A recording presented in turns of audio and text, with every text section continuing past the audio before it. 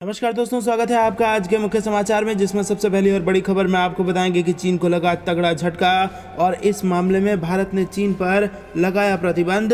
दूसरी बड़ी खबर में जिक्र होगा तालिबान का।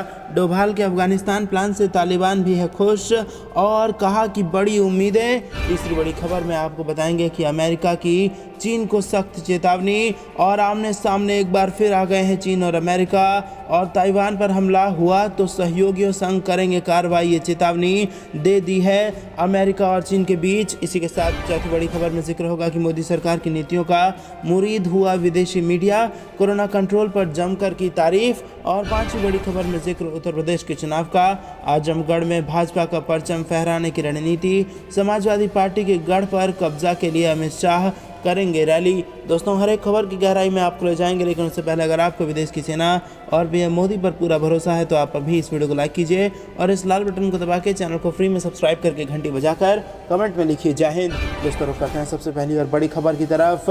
ड्रैगन को भारत ने दिया बड़ा झटका, चीनी नागरिकों को भारत में नहीं मिलेगा अब ई वीज़ा। जी हाँ दोस्तों, आपको बता दें कि पूर्वी लद्दाख की गलवान घाटी और पूर्वोत्तर भारत में सीमा विवाद को लेकर अड़ियल रुख अपनाने वाले चीन को केंद्र की मोदी सरकार ने तगड़ा झटका दिया है। खबर है कि भारत चीन के नागरिकों को फिलहाल ई वीज़ा नहीं देगा।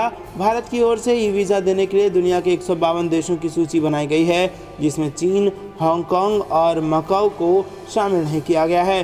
हालांकि अमेरिका, वियतनाम और ताइवान के नागरिक भारत के ई वीज़ा का लाभ उठा सकेंगे। इसके अलावा आपसी सहयोग न मिलने की वजह से भारत ने Canada, United kingdom, Iran, Malaysia, Indonesia और सऊदी अरब को भी 152 देशों की सूची से बाहर रखा है। मीडिया की रिपोर्ट्स के अनुसार इससे पहले भारत की ओर से ई वीज़ा जारी करने वाली सूची में चीन समेत दुनिया के तकरीबन 171 देशों को शामिल किया गया था।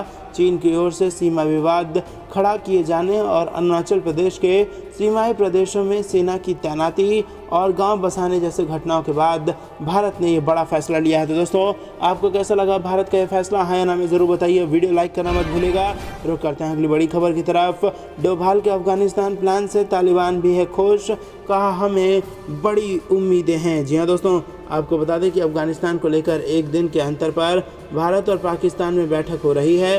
भारत ने जहां बुधवार को एनएसए लेवल पर 7 अन्य देशों के साथ बैठक की, तो वहीं पाकिस्तान में मीटिंग होने जा रही है, जिसमें तालिबान के प्रतिनिधि को भी शामिल किया जाना है। हालांकि अब तालिबान ने उम्मीद जताई है कि नई दिल्ली में हुई बैठक से क्षेत्र में शांति और स्थिरता लाने में मदद मिलेगी। तालिबान प्रवक्ता सुहेल शहीन ने बातचीत के दौरान कहा कि तालिबान इस बैठक को एक सकारात्मक विकास के तौर पर देखता है और उसे उम्मीद है कि इससे अफगानिस्तान में शांति और स्थिरता लाने में मदद होगी। राष्ट्रीय सुरक्षा सलाहकार अजीत डोभाल की अध्यक्षता में भारत ने बुधवार को 7 अन्य देशों के साथ वार्ता की। इस बैठक में ईरान, रूस, कजाकिस्तान, किर्गिस्तान, ताजिकिस्तान, तुर्कमेनिस्तान और उज्बेकिस्तान के एनएसए शामिल हुए थे। भारत ने इस बैठक के लिए चीन और पाकिस्तान को भी न्योता भेजा था, लेकिन दोनों देशों ने मीटिंग में आने से मना कर दिया। सुहेल शहीन ने कहा कि तालिबान ऐसी किसी भी पहल का समर्थन करता है जिससे उनके देश में शांति और स्थिरता लाने में सहयोग मिले, नागरिकों के लिए रोजगार के अवसर बने और देश से गरीबी हटाने में सहयोग हो। दोस्तों, रुक करते हैं अगली बड़ी खबर की तरफ। अमेरिका की चीन को सख्त चेतावनी, ताइवान पर हमला हुआ तो सहयोगी संघ करेंगे कार्रवाई। जी हाँ दोस्तों, आपको बता दें कि न्यूयॉर्क टाइम्स द्वारा आयोजित एक मंच पर ब्लिंकन से पूछा गया था कि क्या चीन द्वारा हमले की स्थिति में संयुक्त राज्य अमेरिका ताइवान की रक्षा के लिए एक कदम उठाएगा। इस पर उन्होंने अमेरिका के बयानों को दोहराते हुए कहा कि वॉशिंगटन की भूमिका ये सुनिश्चित करना है कि ताइवान के पास खुद की रक्षा करने की साधन हो, जैसा कि अमेरिकी कानून के तहत आवश्यक है। ब्लिंकन ने कहा कि ताइवान में शांति और स्थिरता बनाए रखने के लिए हम अकेले नहीं हैं। क्षेत्र और उसके बाहर कई देश हैं जो ताइवान पर किसी भी तरह की एक तरफा कार्रवाई को बर्दाश्त नहीं करेंगे और शांति और सुरक्षा बनाए रखने के लिए आवश्यक कदम उठाएंगे। हालांकि ब्लिंकन ने यह नहीं बताया कि वो किस तरह की कार्रवाई का जिक्र कर रहे हैं। अमेरिकी राष्ट्रपति जो बाइडेन ने पिछले महीने ये कहकर सबको चौंका दिया था कि अगर चीन ने ताइवान पर हमला किया तो संयुक्त राज्य अमेरिका उसके बचाव में आएगा। हालांकि ये अभी स्पष्ट नहीं किया गया है कि संयुक्त राज्य अमेरिका हमला होने की स्थिति में कैसी प्रतिक्रिया देगा। लेकिन व्हाइट हाउस ने बयान के तुरंत बाद कहा था कि बाइडेन अपनी नीति में बदलाव का संकेत नहीं दे रहे थे, और यही नहीं, कुछ विश्लेषकों ने उनकी टिप्पणियों को गलती बताते हुए खारिज कर दिया था। दोस्तों, आपको क्या लगता है, क्या ताइवान पर हमला होगा तो भारत का क्या रुख होगा? आप हमें कमेंट करके बताइए। और अगर अभी तक अफगानिस्तान और चीन को लेकर जो भारत का रवैया है उसको लेकर आप खुश हैं तो दोस्तों वीडियो को लाइक ज़रूर कीजिएगा। रुख करते हैं अगली बड़ी खबर की तरफ, जिसमें आपको बता दें कि पीएम मोदी का मुरीद हुआ है विदेशी मीडिया, कोरोना कंट्रोल पर जमकर की है तारीफ। जी हाँ दोस्तों, मोदी सरकार ने जिस तरह से कोरोना को कंट्रोल किया है उसका अमेरिकी मीडिया भी मुरीद हो गया है। न्यूयॉर्क टाइम्स ने भारत में तेजी से हुए 100 करोड़ कोरोना वैक्सीन डोज सहित महामारी के बढ़ते प्रभाव को नियंत्रित करने के लिए मोदी सरकार की नीतियों की तारीफ की है। हालांकि मीडिया हाउस ने पिछले कुछ दिनों में रोजाना वैक्सीनेशन में आई कमी पर चिंता भी जताई है। न्यूयॉर्क टाइम्स ने लिखा है कि भारत में कोरोना महामारी का संकट अब कम होता नजर आ रहा है। यहाँ 7 महीने पहले एक दिन में हजारों लोगों की जान जा रही थी, जो घटकर प्रतिदिन 500 से नीचे आ गई है, जो निश्चित तौर पर सरकारी प्रयासों की सफलता को दर्शाता है। अखबार ने वैक्सीनेशन नीतियों में सुधार करने के लिए भारतीय नेताओं की भी तारीफ की है। दोस्तों, रुक करते हैं अगली बड़ी खबर की तरफ, जिसमें आपको बता दें कि उत्तर प्रदेश के चुनाव में आजमगढ़ में भाजपा का परचम फहराने की रणनीति, समाजवादी पार्टी के गढ़ पर कब्जे के लिए अमित शाह करेंगे रैली। जी हाँ दोस्तों, लखनऊ में भाजपा के कील कांटे दुरुस्त करने के बाद केंद्रीय गृह मंत्री अमित शाह 12 से 13 नवंबर को फिर उत्तर प्रदेश जा रहे हैं। इस बार का दौरा बनारस, आजमगढ़, गोरखपुर में चुनाव की तैयारियों पर केंद्रित होगा। बनारस में वो जहां प्रदेश भाजपा की संगठनात्मक तैयारियों का जायजा लेंगे और पार्टी के नेताओं कार्यकर्ताओं को जीत का मंत्र देंगे, वहीं 13 नवंबर को यशपालपुर, आजमबांध और आजमगढ़ में जनसभा को संबोधित करेंगे। दोस्तों, आपको बता दें गृह मंत्री अमित शाह यूपी में 2022 में होने वाली विधानसभा चुनाव के लिए 300 पार का लगातार नारा दे रहे हैं। इसकी रणनीति को मुकम्मल बनाने के लिए वो पहले बनारस में पार्टी के नेताओं कार्यकर्ताओं के साथ मैराथन बैठक करेंगे। बनारस से फीडबैक लेने के बाद वो आजमगढ़ और गोरखपुर भी जाएंगे। आजमगढ़ का दौरा अमित शाह के प्लान में विशेष तौर से है। 2019 के लोकसभा चुनाव में पार्टी ने यहां से दिनेश लाल यादव उर्फ निरहुआ को उम्मीदवार बनाया था और इस चुनाव में निरहुआ को 3,61,000 वोट मिला था।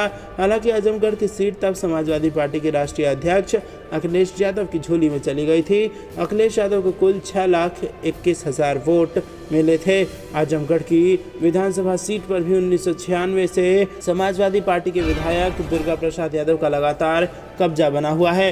दोस्तों, रुक करते हैं अगली बड़ी खबर की तरफ, जिसमें आपको बता दें कि जम्मू कश्मीर में टारगेट किलिंग पर मोदी सरकार सख्त, सीएपीएफ के 5,500 जवान किए गए तैनात। जी हाँ दोस्तों, आपको बता दें कि कश्मीर में पिछले दिनों आतंकवादियों ने आम नागरिकों को निशाना बनाकर हत्याएं की हैं। इन घटनाओं में बढ़ोतरी के चलते केंद्रीय सशस्त्र पुलिस बलों के 5,500 से ज़्यादा अतिरिक्त जवानों को घाटी में भेजा गया है। अधिकारियों ने मंगलवार को कहा कि सुरक्षा को चाक चौबंद करने और ज़मीन पर बलों की तैनाती दिखने की रणनीति के तहत सीएपीएफ की नई कंपनियां घाटी भेजी गई हैं। अधिकारियों ने कहा कि केंद्रीय गृह मंत्रालय ने पिछले महीने निर्देश दिया था कि आम नागरिकों की हत्याओं के मद्देनज़र केंद्रीय बलों की लगभग 55 नई कंपनी कश्मीर घाटी में तैनात की जानी चाहिए। इस कवायद के तहत अंतिम 5 कंपनी अगले सप्ताह तक तैनात हो जाएंगी। इनमें से 25 कंपनियां केंद्रीय रिजर्व पुलिस बल की हैं और शेष सीमा सुरक्षा बल की हैं। सीएपीएफ की एक कंपनी में लगभग 100 कर्मी होते हैं। सीआरपीएफ को जम्मू कश्मीर में कानून और व्यवस्था तथा आतंकवाद रोधी दायित्व के लिए व्यापक रूप से तैनात किया गया है, जिसकी लगभग 60 बटालियन कश्मीर में ग्रीष्मकालीन राजधानी श्रीनगर और घाटी के अन्य हिस्सों में नियमित तैनाती के रूप में है। बीएसएफ सेना की अभियानगत कमान के तहत भारत पाकिस्तान के बीच नियंत्रण रेखा की रक्षा करती है और इसकी कुछ इकाइयां नगरों में भी कानून व्यवस्था संबंधी दायित्व के लिए तैनात है। तो दोस्तों, कश्मीर में टारगेट किलिंग पर मोदी सरकार सख्त हो गई है और सीएपीएफ के 5500 और जवान तैनात कर दिया। दोस्तों बेझिझक इस वीडियो को इसी नाम पर लाइक जरूर कीजिए। रुक करते हैं अगली बड़ी खबर की तरफ। 107 साल बाद काशी में होगा अन्नपूर्णा की प्रतिष्ठा की पूजा और पीएम मोदी की कोशिशों से मूर्ति को कनाडा से लाया गया। जी हां दोस्तों, बेहद बड़ी खबर निकल के आ रही है। कनाडा से करीब 107 साल बाद भारत लाई गई है मां अन्नपूर्णा देवी की दुर्लभ प्रतिमा की स्थापना काशी विश्वनाथ मंदिर में की जाएगी। प्रधानमंत्री नरेंद्र मोदी की कोशिशों से इसे वापस लाया गया है और आज गोपाष्टमी के मौके पर इसे यूपी सरकार को सौंपा जाएगा। केंद्रीय मंत्री जी.के. रेड्डी इसे यूपी सरकार को सौंपेंगे, जिसके बाद मुख्यमंत्री योगी आदित्यनाथ 15 नवंबर को काशी विश्वनाथ धाम में इस प्रतिमा की प्राण प्रतिष्ठा करेंगे। दोस्तों आपको बता दें कि 107 साल पहले इस मूर्ति को काशी के एक घाट से चुरा लिया गया था और वहां से कनाडा ले जाया गया था। पिछले 100 साल में ये प्रतिमा कनाडा में यूनिवर्सिटी ऑफ रेजिना के मैकेंजी आर्ट गैलरी का हिस्सा थी। इस प्रतिमा में मां अन्नपूर्णा के एक हाथ में खीर की कटोरी और दूसरे हाथ में चम्मच है। प्रतिमा की यूपी के अलग अलग जिलों में 4 दिनों तक शोभा यात्रा निकाली जाएगी। शोभा यात्रा गाजियाबाद से अलीगढ़। अफगानिस्तान पर डोभाल ने बनाया दिल्ली प्लान। पीएम मोदी ने भी की 7 देशों के एनएसए के साथ मुलाकात। जी हां दोस्तों, राष्ट्रीय सुरक्षा सलाहकार अजीत डोभाल ने अफगान संकट को लेकर 7 देशों के एनएसए के साथ बुधवार को बैठक की है। ये बैठक दिल्ली में हुई। बैठक से इतर 7 देशों के एनएसए प्रधानमंत्री नरेंद्र मोदी से भी मिले। 7 देशों में 5 मध्य एशियाई देश हैं और 2 में से 1 रूस और 1 ईरान है। ये बैठक अफगानिस्तान पर तालिबान की ओर से कब्जा जमाने के बाद पैदा हुए नए संकट को लेकर रखी गई थी। बैठक की अध्यक्षता करने वाले अजीत डोभाल ने कहा कि अफगानिस्तान में हाल के घटनाक्रम ने न केवल उस देश के लोगों के लिए बल्कि उसके पड़ोसियों और क्षेत्र के लिए भी महत्वपूर्ण निहितार्थ हैं। उन्होंने कहा कि ये अफगान स्थिति पर क्षेत्रीय देशों के बीच करीबी विचार विमर्श, अधिक सहयोग और समन्वय का समय है। इस बैठक में जिन 7 देश के एनएसए हिस्सा लिए हैं उसमें रूस, Iran, Kazakhstan, Kyrgyzstan, Tajikistan, Turkmenistan और उज्बेकिस्तान शामिल हैं। एनएसए डायलॉग में अफगानिस्तान को लेकर क्षेत्र में कट्टरपंथ, उग्रवाद, अलगाववाद और मादक पदार्थों की तस्करी के खतरे के लिए और इसके खिलाफ सामूहिक सहयोग का आह्वान किया गया है। डायलॉग ने एक खुली और वास्तव में समावेशी सरकार बनाने की आवश्यकता पर बल दिया, जिसमें अफगानिस्तान के सभी लोगों की इच्छा और समाज का प्रतिनिधित्व ये करता है। इस बैठक में शामिल 7 देशों के एनएसए ने ये सुनिश्चित करने के महत्व पर जोर दिया है कि महिलाओं, बच्चों और अल्पसंख्यक समुदायों के मौलिक अधिकारों का उल्लंघन न हो। अफगानिस्तान के लोगों को तत्काल मानवीय सहायता प्रदान करने की आवश्यकता को भी रेखांकित किया गया है। दोस्तों रुक करते हैं अगली बड़ी खबर की तरफ। एक हफ्ते में 10 धमाकों से दहला चीन, क्या ड्रैगन को छिपाने की कर रहा है कोशिश। जी हाँ दोस्तों, आपको बता दें कि चीन में मीडिया स्वतंत्र नहीं है और वहाँ सरकार के खिलाफ कुछ भी नहीं लिखा या फिर दिखाया जा सकता है। चीन देश भर में हुए ब्लास्ट की खबरों को दबाने की कोशिश में लगा है। चीन में 7 दिनों में कम से कम 10 रहस्यमयी और उच्च तीव्रता वाले विस्फोट हुए हैं। कई लोग मारे गए हैं, कई घायल हुए हैं, जिसके बाद से कई मीडिया रिपोर्ट्स में दावा किया जा रहा है कि क्या चीन कुछ छिपाने की कोशिश कर रहा है।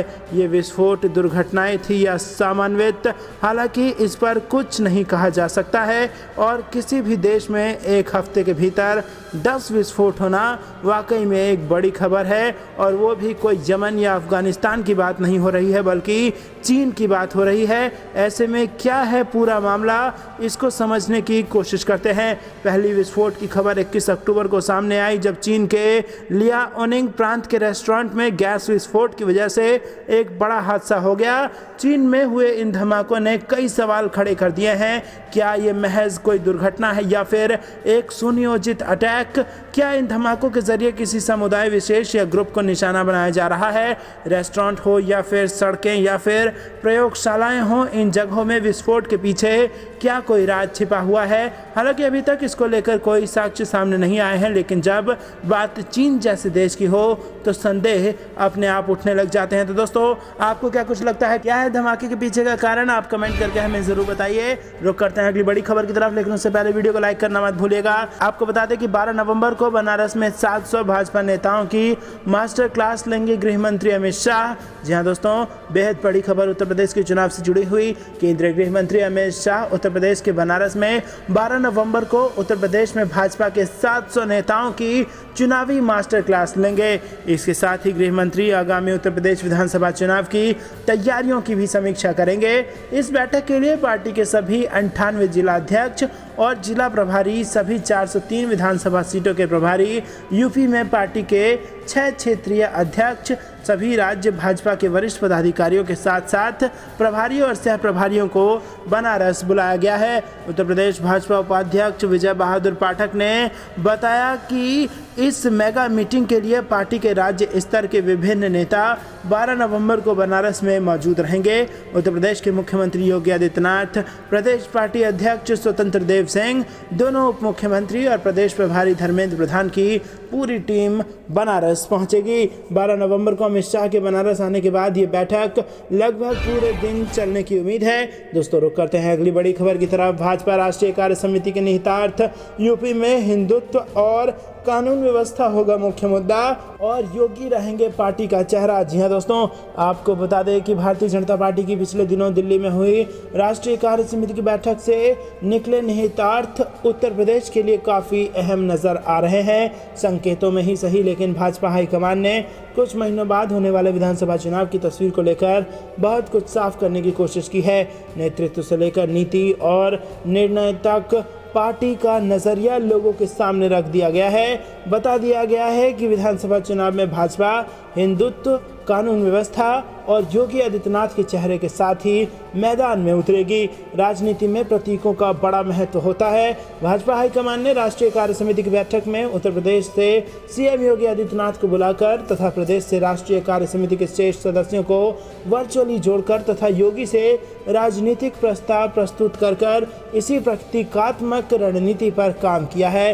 किसी भी राष्ट्रीय राजनीतिक दल का राजनीतिक प्रस्ताव वो दस्तावेज होता है जो उस पार्टी की रीति नीति को ध्वनित करता है। इसको देखते हुए जिस तरह योगी को दिल्ली बुलाकर भाजपा ने अपनी शीर्ष बैठक में राजनीतिक प्रस्ताव रखवाया है, उसके निहितार्थ महत्वपूर्ण है। भाजपा हाईकमान ने इस बहाने यह बताने की कोशिश की है कि पार्टी योगी की राजनीतिक दिशा व दृष्टि के साथ पूरी तरह से खड़ी है।